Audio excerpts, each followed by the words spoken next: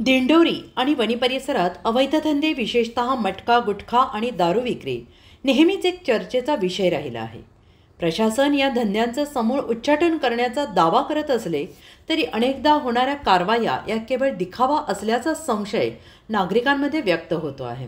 नुकतीच दिंडोरी आणि वणी पोलिसांनी मटक्याच्या अड्ड्यांवर केलेल्या कारवाईमुळे पुन्हा एकदा हा प्रश्न ऐरणीवर आला आहे. बीटरवर कारवाई, पेढी मालक सुरक्षित. पोलिसांनी मटका चालवणाऱ्या बीटर म्हणजेच बेट घेणाऱ्या लोकांवर कारवाई केली असली तरी या धंद्याचे खरे सूत्रधार असलेल्या पेढी मालकांवर मात्र कोणतीही कारवाई झाल्याचं दिसत नाही.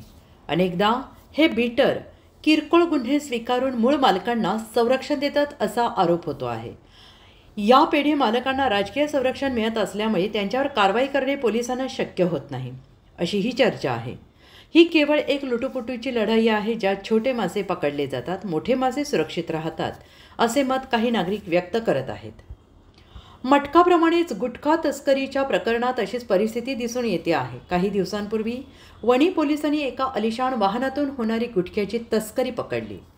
पण या गुन्ह्यातही गुटख्याच्या मोठ्या साठ्याची चर्चा होती आणि स्थानिक म्हणजेच आका मुख्य सूत्रधार याच्यावर कोणतीही कारवाई झाली नाही.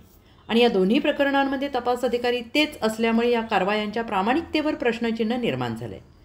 अवैध दारू विक्रीवरही थातुरमातुर कारवाई. अवैध दारू विक्रीचा प्रश्न तालुक्यात गंभीर आहे.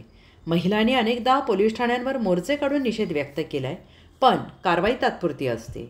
अधिकृत परवानाधारक दुकानांतूनच दारूची विक्री झाली पाहिजे असा नियम असतानाही पोलिसांनी पकडलेल्या अवैध दारू विक्रेत्यांना ती दारू कोठून मिळाली याचा तपास केला जात नाही. या सर्व अवैध धंद्यांच्या बाबतीत प्रशासन आणि पोलीस यांचे समूळ उच्चाटनाचे हे शब्द केवळ पोकळ घोषणा ठरत आहेत का? जोपर्यंत या धंद्यांच्या मूळ सूत्रधारांवर आणि आकावर अखंडित आणि कठोर कारवाई होत नाही तोपर्यंत ही परिस्थिती बदलणार नाही असे स्पष्ट दिसते आहे. कोळसा कितीही उगाळा तो काळाच राहील ही म्हण या परिस्थितीला पूर्णपणे लागू पडते असे म्हणणे चुकीचे ठरणार नाही. उत्तर महाराष्ट्र न्यूज नेटवर्कसाठी सागर मोर, वणी.